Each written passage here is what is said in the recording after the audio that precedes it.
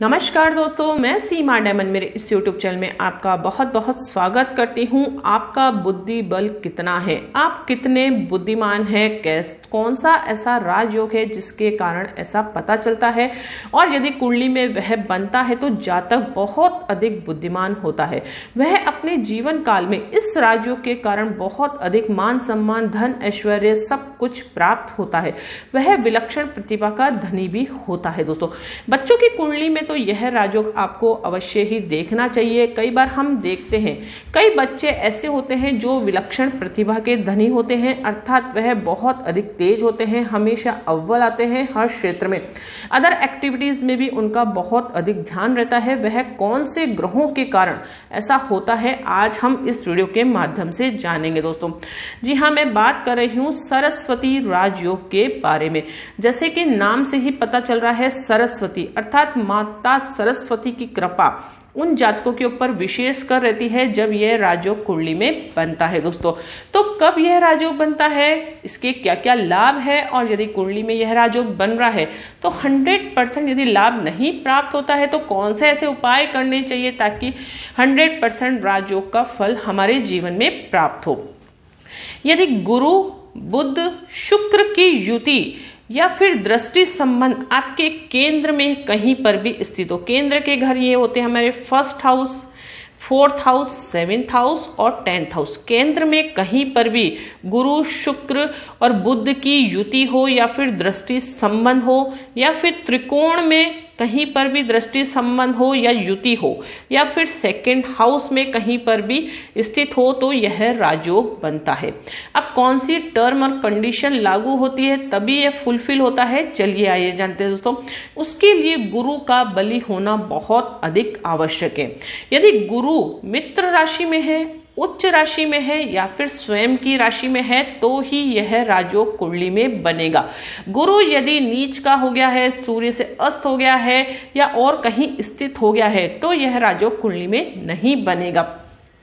जैसे मैं आपको एक एग्जाम्पल देकर बता देती हूँ। सपोज करिए कोई सी भी लग्न कुंडली यह बन सकती है, यहाँ कोई सा भी लग्न स्थित हो सकता है। आप यह देखिए, हाउसेस के बारे में हम बात कर रहे हैं, राशियों के बारे में नहीं बात कर रहे हैं, तो कोई सी भी लग्न कुंडली हो सकती है। सपोज करिए शुक्र और बुध की युति आपके यदि 10th हाउस में हो रही है, गुरु यदि यहाँ पर उच्च राशि में स्थित है, उच्च राशि मतलब यहाँ पर 4th नंबर लिखा है, तो यह राजयोग बन जाएगा। कैसे, गुरु उच्च राशि में है यानी कि केंद्र में स्थित हो गया है, शुक्र और बुध से उसका दृष्टि संबंध भी हो गया, 7th दृष्टि यहाँ पर हो गई। दृष्टि संबंध नहीं भी हो तो भी यह राजयोग बनेगा, गुरु यदि उच्च राशि में स्थित होगा। अब सपोज करिए गुरु यदि यहीं पर स्थित हो, गुरु यदि यहाँ पर हो 4th नंबर राशि में, तो भी यह राजयोग बनेगा। इसी प्रकार से शुक्र बुध की युति यदि 2nd हाउस में हो गई है, मैं आपको एग्जाम्पल देके बता रही हूं, और गुरु उच्च का हो गया है, यहां पर स्थित है, या फिर केंद्र में यहां पर स्थित हो गया, त्रिकोण में स्थित हो गया, अपनी स्वयं की राशि उसकी कौन कौन सी होगी, 9 नंबर, 12 नंबर, या फिर उच्च का कहां पर होगा, 4 नंबर। तो 9, 12, 4 में गुरु स्थित है। शुक्र बुध की युति यदि केंद्र में कहीं पर भी स्थित है, यहां पर भी है, यहां पर भी है, तो यह राजयोग आपकी कुंडली में बनेगा। दृष्टि संबंध है तो बहुत अधिक अच्छा है, तीनों ही ग्रह यदि युति बना रहे हैं तो भी यह राजयोग बनता है। किसी भी तरीके से मैंने आपको टर्म कंडीशन बता दी है, कैसे भी करके केंद्र से उसका संबंध होना चाहिए, मित्र राशि में गुरु स्थित होना चाहिए, और शुक्र और बुध भी बलि होने चाहिए। योग कारक मारक से मतलब नहीं है, आप ध्यान से सुनिए। अब सब मैंने बता ही दिया है, गुरु बलि होना चाहिए और अन्य ग्रह भी बलि होने चाहिए, यानी कि इनकी पावर भी आपको देखना है। यदि आपकी कुंडली में सपोज करिए शुक्र यदि निर्बल हो गया, 1 डिग्री 2 डिग्री का हो गया है, या फिर बुध भी इसी तरीके से हो गया, या फिर गुरु भी निर्बल हो गया है, तो यह राजयोग के फलों में कमी करेगा। अर्थात तीनों ग्रह बलि होंगे और कोई सा भी ग्रह नीच का नहीं होना चाहिए। गुरु के लिए तो हमने टर्म और कंडीशन बता दी है, इसी प्रकार से शुक्र और बुध भी नीच के नहीं होने चाहिए, और सूर्य से अस्त नहीं होनी चाहिए। सूर्य से अस्त किस तरीके से, सपोज करिए शुक्र बुध यहीं पर स्थित है, अब सूर्य भी यदि यहां पर आ गया, उसने यदि शुक्र को अस्त कर दिया या फिर बुध को अस्त कर दिया है, तो यह राजयोग के फलों में कमी आएगी। उस अवस्था में हम एस्ट्रोलॉजी का सहारा लेकर उपायों के माध्यम से इस राजयोग को एक्टिव कर सकते हैं। हमारी कुंडली ऐसी होती है, कुछ यदि नेगेटिव पॉइंट यदि आपकी कुंडली में है, यानी कि ग्रहों की पावर यदि कम है, नेगेटिव ग्रह यदि ज्यादा है, तो हम सब कुछ एडजस्ट कर सकते हैं एस्ट्रोलॉजी का सहारा लेकर। एस्ट्रोलॉजी के माध्यम से, उपायों के माध्यम से हम हमारी कुंडली को स्ट्रांग भी बना सकते हैं। राजयोग जैसा फल भी हमारे जीवन में हम प्राप्त कर सकते हैं। आपके जीवन में कोई भी समस्या हो तो अवश्य ही आप एक अच्छे एस्ट्रोलॉजर का सहारा लें, ताकि आप अपने जीवन की समस्याओं से निजात प्राप्त कर सके दोस्तों। अब यह कंडीशन मैंने आपको बता दी है। अब सपोज करिए यह गुरु शुक्र बुध की युति आपने देख ली है, उस अवस्था में लग्न का स्वामी भी आपको देखना है। यानी कि हो सकता है यहाँ अदर लग्न हो, जैसे मेष लग्न की कुंडली यदि बन रही है तो उसका लग्न का स्वामी मंगल होगा। अब उस अवस्था में आपको मंगल की स्थिति भी देखनी है। मंगल नीच राशि में स्थित नहीं होना चाहिए, सूर्य से अस्त नहीं होना चाहिए, 6-8-12 में स्थित नहीं होना चाहिए। यदि ऐसी अवस्था हो गई तो फिर वैसे ही लग्न दोष बन जाएगा। कोई भी कुंडली में दोष होता है तो राजयोग के फलों में कमी आती है, इसलिए कुंडली का स्ट्रांग होना जरूरी है। राजयोग का फल तभी आपको जीवन में प्राप्त होगा जब वह पूरी तरीके से फलीभूत होता है जीवन में। तो अब देखते हैं हम इसका क्या क्या लाभ आपको प्राप्त होगा। नाम से ही जैसे पता है, गुरु हमारे ज्ञान के कारक है, बुद्धि भी बुद्धि बल को बढ़ाता है, बुध ग्रह भी, शुक्र भी ज्ञान के कारक है। तो तीनों ही ग्रह ज्ञानवान होकर युति कर रहे हैं, दृष्टि संबंध कर रहे हैं, तो जातक को बहुत अधिक बुद्धिमान वह बनाएगा। वह बुद्धिमान है तो वह उसे धनवान भी अवश्य ही बनाएगा, क्योंकि वह अपने सभी कार्य क्षेत्र में निपुण होगा। जिस भी कार्य में वह जातक अपना करियर का चुनाव करेगा तो वह अपने जीवन काल में उस कार्य में बहुत अधिक निपुण होगा, वह फेमस बहुत अधिक होगा और अपने परिवार का नाम भी वह रोशन अवश्य करेगा। और उसी करियर के कारण वह अपने जीवन में पुरस्कार भी अवश्य अर्जित करेगा, अर्थात पुरस्कार विजेता भी वह राजयोग आपको बनाएगा दोस्तों। अब यह राजयोग यदि कुंडली में है तो करियर का चुनाव जातक यदि कला के क्षेत्र में करता है, क्योंकि तीनों ही ग्रह कला के प्रेमी हो गए, और यदि फाइन आर्ट से वह जुड़ता है, अच्छा कवि वह बन सकता है, अच्छा लेखक वह बन सकता है, अच्छा आर्टिस्ट यदि वह बनता है, तो अपने जीवन काल में वह बहुत अधिक मान सम्मान धन ऐश्वर्य सब कुछ प्राप्त करता है इस राजयोग के कारण।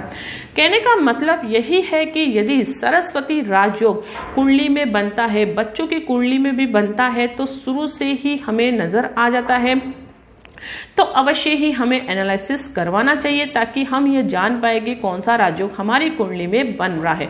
पिछले वीडियोस में भी मैंने पंच महापुरुष राजयोग के बारे में आपको पूरी जानकारी दी थी। आज मैंने इस वीडियो में आपको सरस्वती राजयोग के बारे में जानकारी दी है। परिवार का नाम वह रोशन अवश्य करेगा।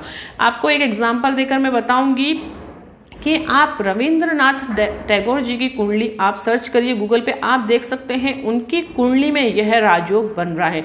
शुक्र बुध उनके सेकंड हाउस में स्थित है और गुरु उच्च होकर 5th हाउस में स्थित है। उसी का एग्जाम्पल मैंने आपको देकर यहाँ बताया है, तो आप खुद देख सकते हैं उन्होंने अपने जीवन काल में कितना नाम रोशन करा है। भले ही वह मध्यम वर्ग में पैदा हुए, लेकिन संघर्ष से अपने जीवन में बहुत अधिक उपलब्धि उन्हें प्राप्त हुई है दोस्तों। अब उपाय क्या करने हैं। सपोज करिए शुक्र बुध के डिग्री में कमी है, गुरु निर्बल हो गया, यानी कि डिग्री वाइज यदि कम है, राजयोग तो बन रहा है, कहीं पर कोई कमी रह गई, तो हम कौन से ऐसे उपाय करें। तो सबसे पहले आपको रत्न धारण करना है, लेकिन रत्न आपको जब भी धारण करना है जब ग्रह योग कारक हो। नेगेटिव ग्रहों का रत्न आपको नहीं धारण करना है। सपोज करिए बुध यदि नेगेटिव है तो आप पन्ना नहीं धारण कर सकते। इसी प्रकार से शुक्र यदि नेगेटिव हो गया है तो आप व्हाइट टोपास या फिर डायमंड नहीं धारण कर सकते। इसी प्रकार से गुरु तो इसमें बताया ही है कि उच्च का हो गया, स्वयं राशि है, अगर वह नेगेटिव है तो आपको रत्न नहीं धारण करना। तो एक अच्छे एस्ट्रोलॉजर का सहारा लेकर आप देखिए कौन सा ग्रह निर्बल है, उसका क्या उपाय करना है। रत्न के माध्यम से हम ग्रह की पावर को इंप्रूव कर सकते हैं और मंत्र के माध्यम से भी हम ग्रह की पावर को इंप्रूव कर सकते हैं। उसके पश्चात है रुद्राक्ष के माध्यम से भी आप अपने ग्रहों को पॉजिटिव कर सकते हैं।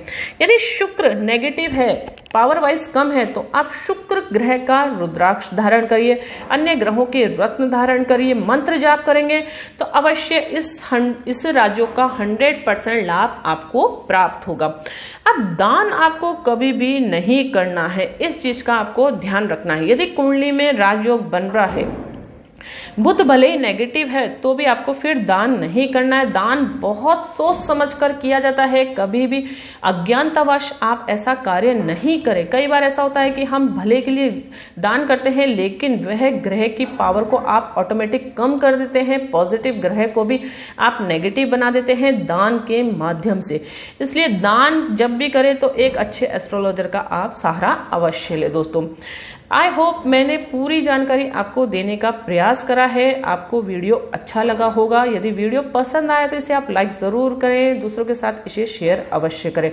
और किसी भी तरीके का कोई भी आपके डाउट हो तो कमेंट्स के द्वारा मुझे ज़रूर बताएं। आपके जीवन में कोई भी समस्या हो तो भी कमेंट्स के द्वारा ज़रूर बताएं। और वीडियो कैसा लगा वह भी ज़रूर बताएं कमेंट्स के द्वारा। आपके कमेंट्स हम जब रीड करते हैं तो हमें बहुत अधिक मोटिव भी हम होते हैं आपके कमेंट्स के द्वारा, हमें अच्छा लगता है। ताकि आप कमेंट्स करते हैं तो हम नेक्स्ट वीडियो बहुत अधिक अच्छे से अच्छा लाने का प्रयास करते हैं। इसलिए प्लीज कमेंट्स के द्वारा जरूर बताएं कि आपको वीडियो किस तरीके का लगा। कोई भी समस्या हो तो भी वह आप जरूर बताएं। तो मिलते हैं नेक्स्ट वीडियो में कोई इंटरेस्टिंग टॉपिक के साथ। तब तक के लिए thank you and bye bye.